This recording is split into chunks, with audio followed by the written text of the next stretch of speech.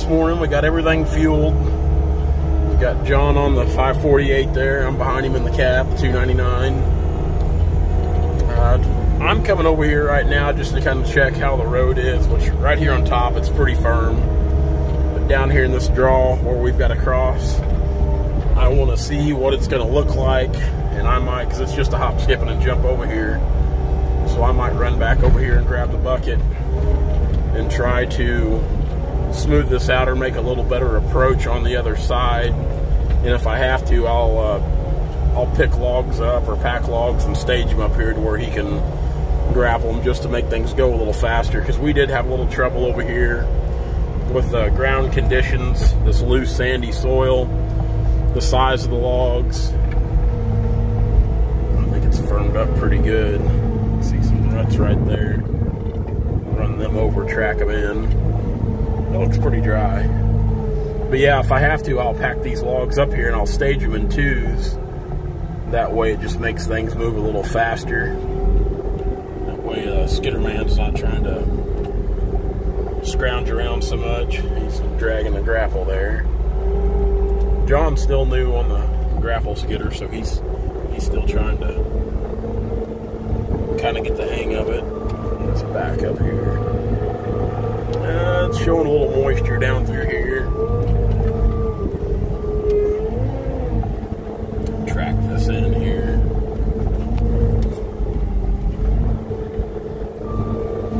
Really ought to put something in right there to kind of, that way it doesn't sink in, kind of keep him up top a little bit. Pretty neat old rock wall, isn't it? You never know what kind of stuff you're going to come across in the timber.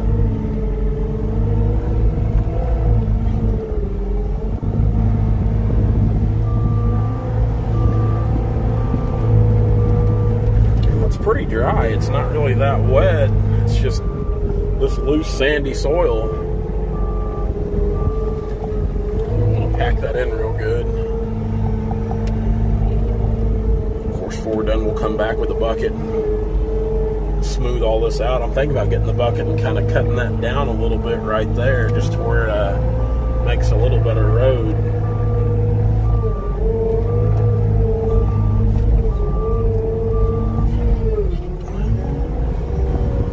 I know the first time he comes across here with a set of logs, it's gonna wallow this back out, but for now we're gonna try to pack it in.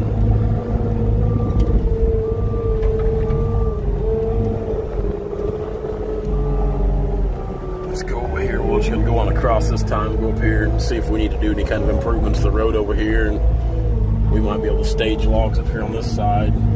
You got to be careful about running on some of these angles with the skid steer. It's a good place to throw a track when you're running these hard angles like this.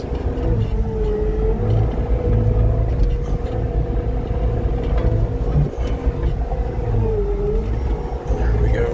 Put it on top.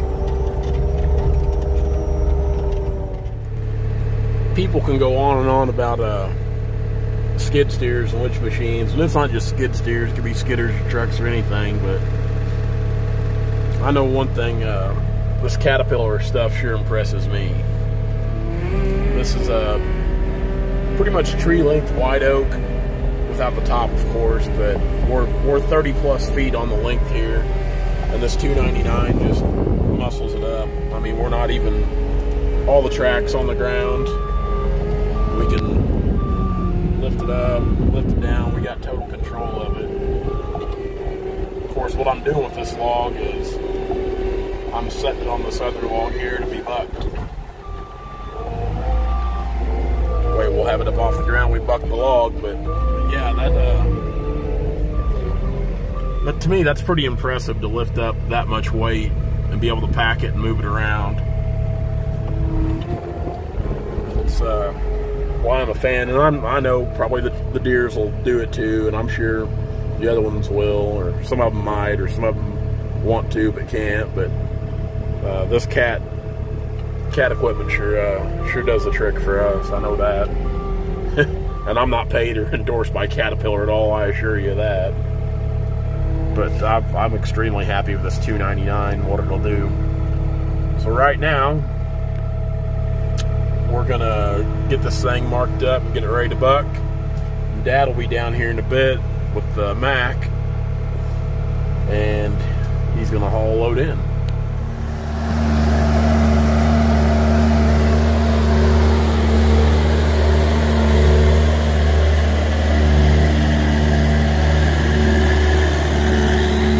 Ornery little log. Alan McGee commented the other day about how he likes a three-man crew on the production getting things done, and I definitely have to agree.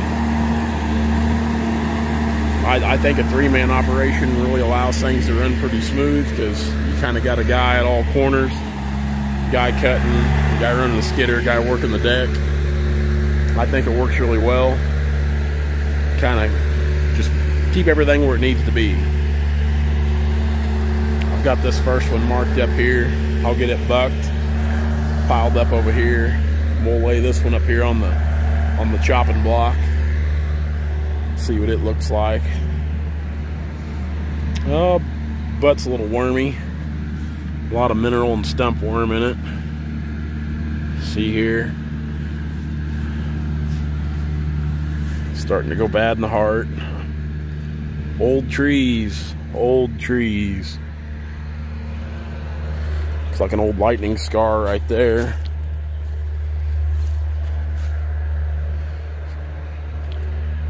You can see up here in the top, this white oak, what's going on.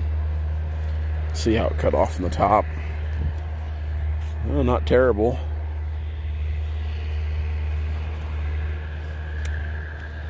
We'll get that worked up, get them piled up, ready to load out. Now, a few months ago, the previous logger who logged the walnut off this job, he talked about a lot of the trees having bad wind shake is why they cut bad. And yeah, I mean, it's not like it's uncommon, but to see a lot of wind shake as many trees as that were being referred to as, I kind of had my suspicions. And after looking at some stumps, really what I seen wasn't wind shake. What I seen was just someone not getting the heartwood bored out completely before the tree was falling, and a lot of fiber pulling the heart and busting trees. But this is what wind shake looks like right here. Well, that's a shake ring in a tree, and this is a black oak. It's just a nasty old Cedar County black oak right there. But you can see it's got a kind of a little doke cancer going on there, but the shake ring in this is pretty bad. And this tree is just a blocking material log now. If it had cut good, it would have pulled some grade lumber. It'd have been a grade log, but with that shake ring, it's just a blocking log pallet. And even here where we cut it off, you can see it's bleeding right here. A lot of water coming out, but you can see the shake ring going up through it right there. So it's shaky the whole way through. Yeah, and we're bad up top here too. Bad up top. So the whole thing through and through is just a blocking log.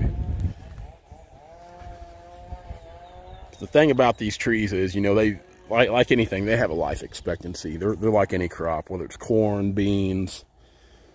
There's a time to harvest and a time to let grow. And, you know, there's a ton of good residual trees on this farm here. But a lot of this old growth stuff, it should have been harvested 15 plus years ago. And going through here and thinning out this older stuff that's taking a lot of the canopy space away from these younger trees and taking a lot of the nutrients out of the ground from these younger trees. This will improve the overall health of the timber stand, going through and doing a good harvest like this, getting rid of some of this stuff. And like I said, it's you can look at it like this. I mean, and we deal with this all the time. People just don't want to harvest their timber, and I understand. I mean, it's their timber, their decision. But just imagine you got a, let's say for instance, a $50 bill. Well, just imagine it slowly burning up, and you know, there's a little less, a little less, and a little less. That's the way this timber works. I mean, the longer you let it go, the less there is of it. I mean, the less it's going to bring, until finally you've got a mess, and you've diseased your whole timber stand just because it wasn't harvested when it should have been. I hear the skidder coming out now. Well, we'll get this stacked up and get ready for the next one to come out, but that there is a shake ring. That is a shake ring.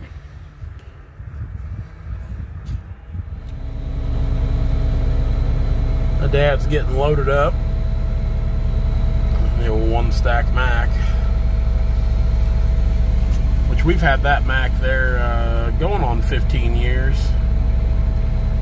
It's a pretty good stout old truck. It has a hard life, but it's been a good truck. The white Mack won't get used near as hard as that one, which I know I keep talking about these videos and that we're gonna do working on the Mack, but we'll get there. We'll get there.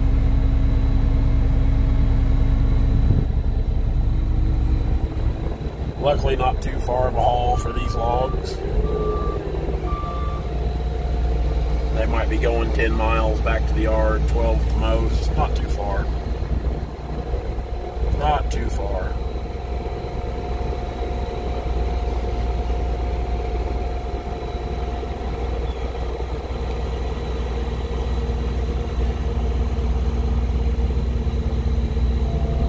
Pretty good load.